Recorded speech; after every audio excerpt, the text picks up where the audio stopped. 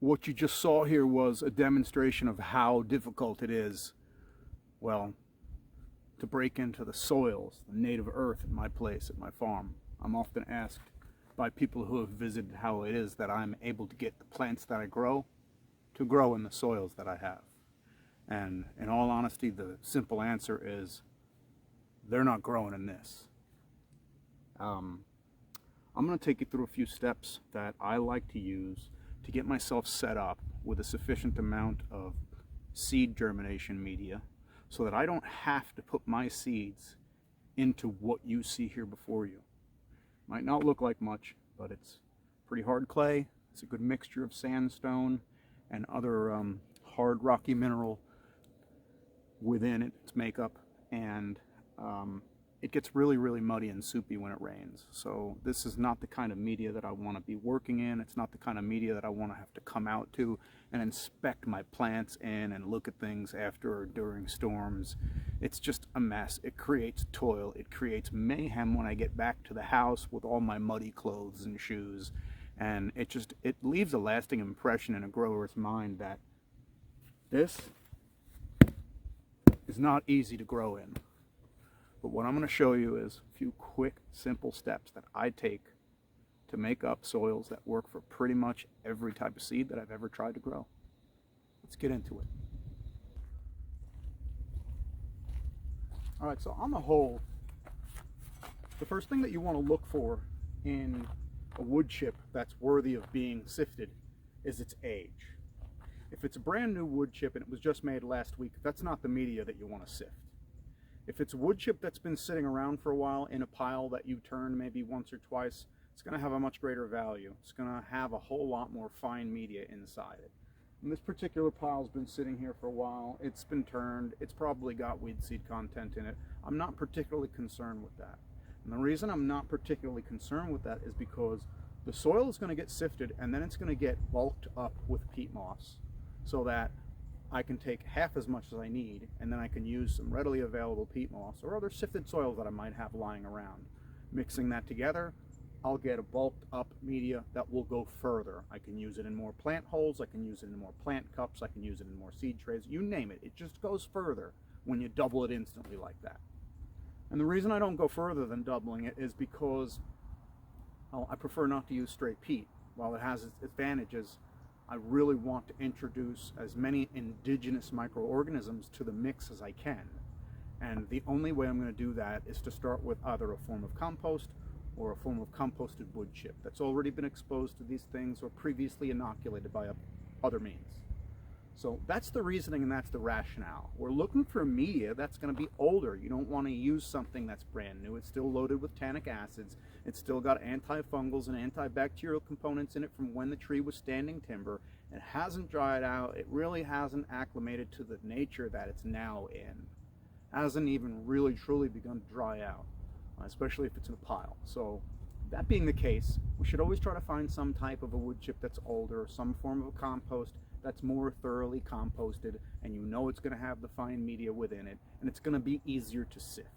There's really no point in putting coarse media in a shaker box if you're not going to get fine media out of it. So I'm going to go ahead and give a quick pause and a point to what we're doing here. And this particular pile is aged wood chip compost. It does have some other composting media that was in it from the garden from last year. It's been turned 2 times, maybe 3 times. And now we're just going to scrape away some of what's on the outside to reveal what's been composting in the middle, and 1 scoop at a time right into here. It's that simple, folks.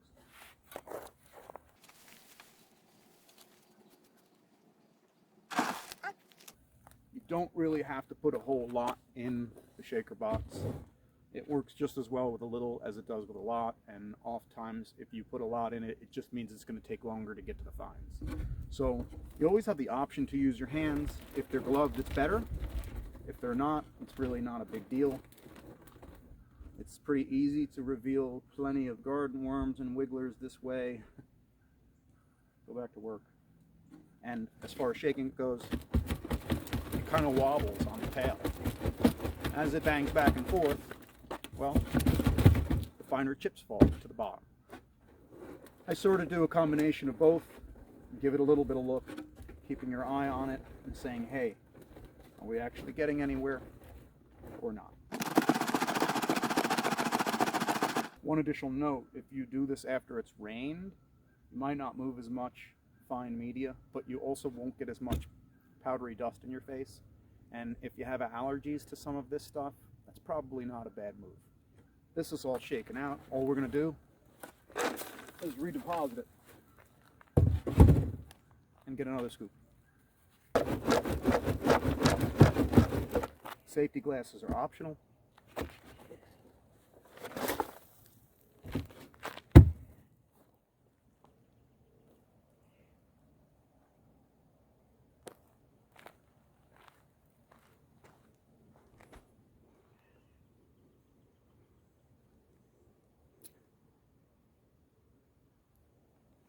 So that's pretty much what you end up with. It holds plenty of moisture. It's actually got a pretty decent nutrient value to it. Whatever microorganisms that are in here have all been pretty much chewing up whatever NPK and other trace nutrients are present. It's locked in themselves. Some have been predated on, some have not. But they're all in the pail. All right. So here we are at one of the entryways to my main garden. And what I'm going to do is I'm going to grab a couple of scoops. Y'all have been around the block a few minutes. You know that a lot of people put some of their crustiest and coarsest media right in the walkways so it can be compressed and broken down and trampled under feet until it's really fractionalized like what you're about to see here. I'm just going to grab a little bit of it and we're going to put it in the shaking rocks.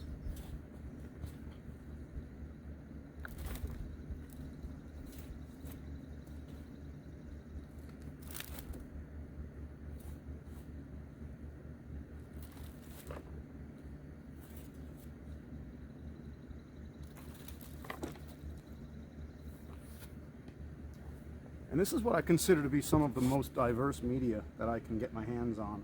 I'm going to bring this closer. You can see possibly some root growth from the walking onions that are nearby, possibly from the asparagus or the broccoli, because these plants are nearby to the walkway. And the roots definitely send feelers out to extract moisture from those areas. It's easy to get to, the nutrients are there. We're going over it and we're stepping on it like a sponge. It just makes for a great place to grab some quick food, bite to eat, some snacks, assistance from the soil biology. So we're going to put this in our seed germ mix, just like that.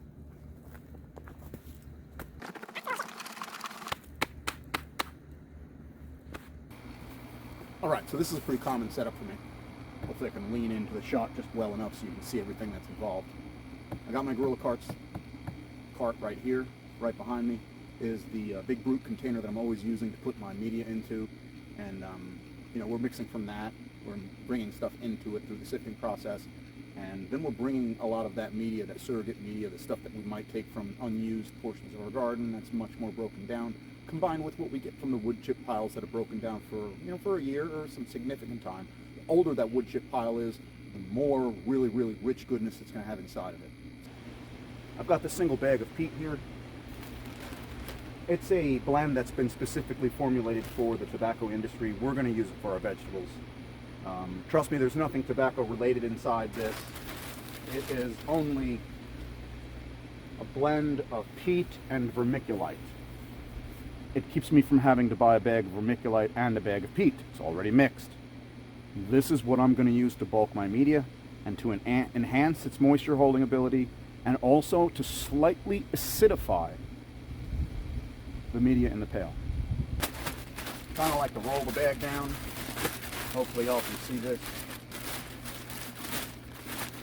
Make it sort of like a mini bucket, at least for the time being. And I can enter the shovel into it to grab one scoop. Okay?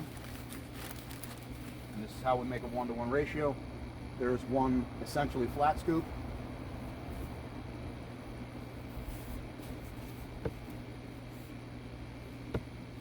And one scoop that's roughly the same exact size.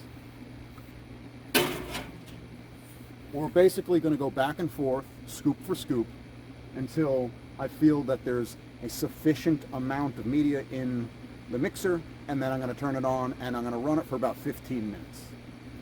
To be clear, I don't add a lot of nutrients to my soils unless I'm doing the graduated soil system, where different depths of soil will have slightly more or less nutrients in them.